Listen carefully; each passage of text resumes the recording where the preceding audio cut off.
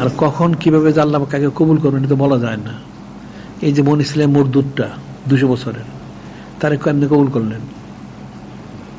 সে নাম মোবারক বুঝে দিল, মহব্বত করল, বাস হয়ে গেল। এটা তো সোজা জিনিস না, মানুষ এটা ফিকির করে না। এই জন্য নামাজ রোজা হজ জায়গা ছেড়ে দিতে হবে তা না, সব করতে হবে। করে নূরে মুজাসসাম হাবিবুল্লাহ হুজুর পাক সাল্লাল্লাহু আলাইহি ওয়াসাল্লাম একটা নিজবত স্থাপন করতে হবে। এটা হল মূল বিষয়। এই নিজবত স্থাপন করার জন্য যা প্রয়োজন সেটাই করতে হবে, তখন তার জন্য কামিবে। এছাড়া কোনোদিন কোনো কামিবে নেই। হাজার আমল করলে কোনো কাজ হবে না যদি নূরে মুজাসসাম হাবিবুল্লাহ হুজুর পাক সাল্লাল্লাহু আলাইহি ওয়াসাল্লামের সাথে সে নিজবত স্থাপন করতে না পারে। যত লোক যত কামি হাসিল করছে সবাই এইভাবে করছে, এছাড়া কেউ কামি হাসিল করতে পারে না। ওরা ফাসিক হোক, জালেম হোক, মূর্খ হোক, জাহেল হোক, যেটাই হোক, বা আলেম জালেম যাই হোক। আলেম হওয়ার পরে সুফি হওয়ার পরে যে নিজবত না রাখতে পারে সেও বাদ হয়ে গেছে।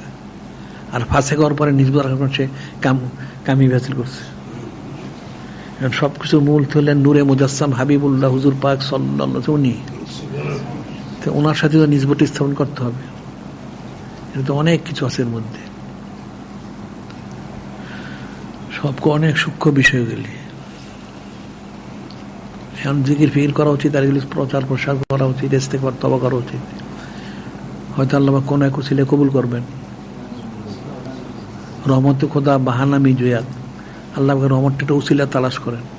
বাহানামি জুয়াত, কার কত মর্যাদা মর্তবা এটা দেখেন না, আল্লাহ এটা উসিলা তালাশ করেন। হয়তো উসিলা একটা সে উদ্ধার হয়েও যেতে পারে।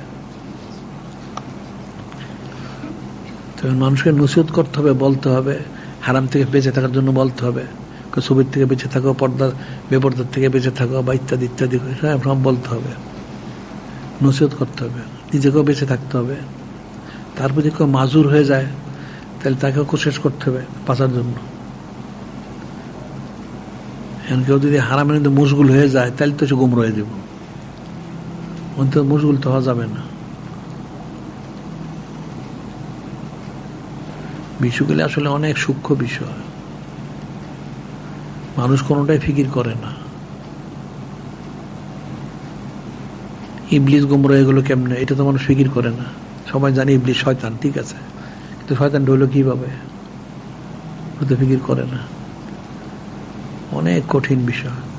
এখন অনেক ইস্তেগফার করা উচিত, অনেক জিকির ফিকির করা উচিত, অনেক করা উচিত।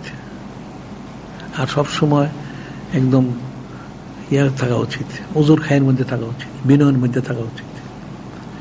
মানুষের জন্য ফখর করার কোনো সুযোগ নাই।